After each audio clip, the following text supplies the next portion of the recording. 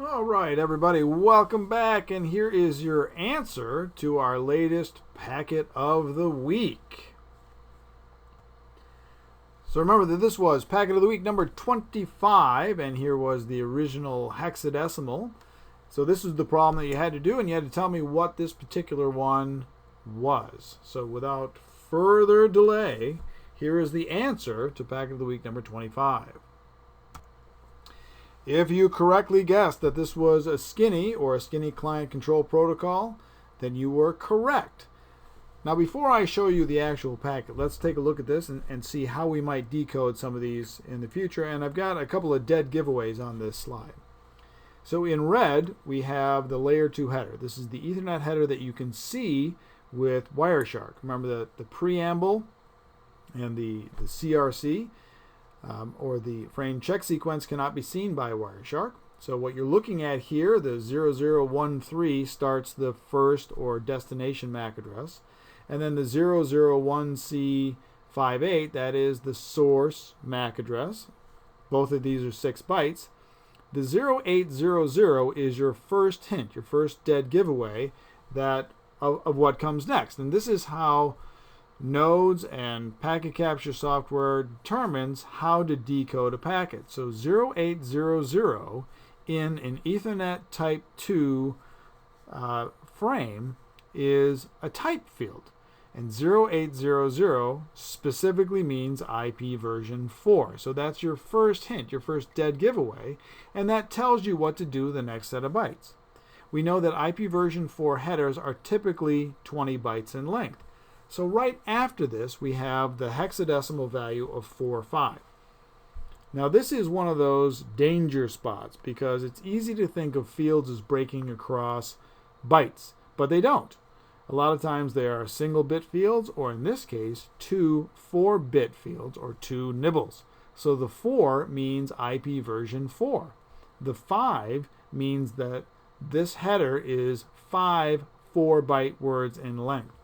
So got to be a little bit careful with those.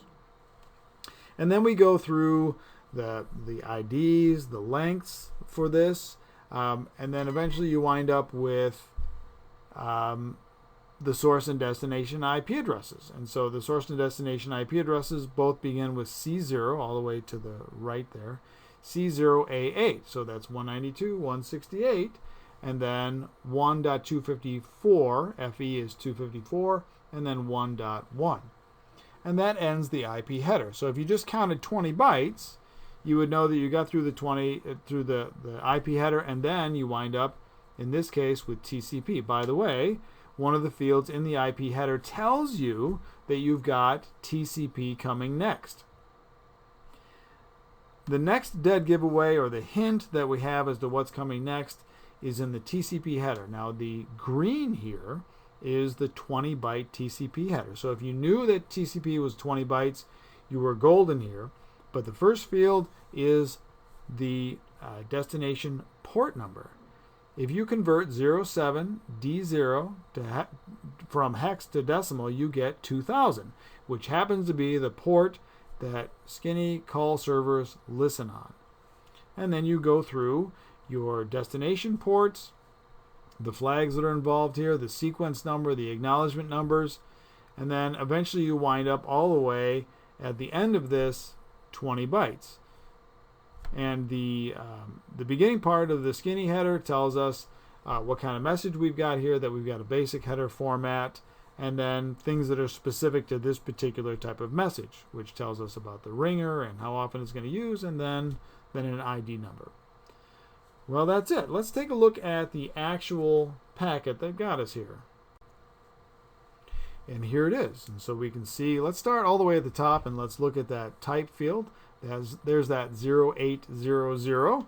So our first dead giveaway that tells us how to decode the next 20 bytes. In the IP header, we have those IP addresses that I mentioned, but before that you can see that there's a protocol there. 06 was the protocol type, so that tells us what's coming next. The port number 2000 tells us that we're carrying SCCP messaging. And of course then we run into the length and the basic message and what we're going to do with this particular packet. Lastly, the call ID. So that's how you do it. If you follow those same rules every time you're looking at a packet or trying to understand what hexadecimal is trying to tell you, you might be getting this from a packet, but you also might be getting it from debug output or just a printout of some kind. That's how you read through. That's how you process packets. Well, thanks very much for listening. Thanks for watching. Hey, go out to brucehartpence.com. I'll try to keep that updated and tell you what's going on. And, of course, we got the other playlists and things like that here on the channel. Again, thanks for watching, and may your packets always reach their destinations.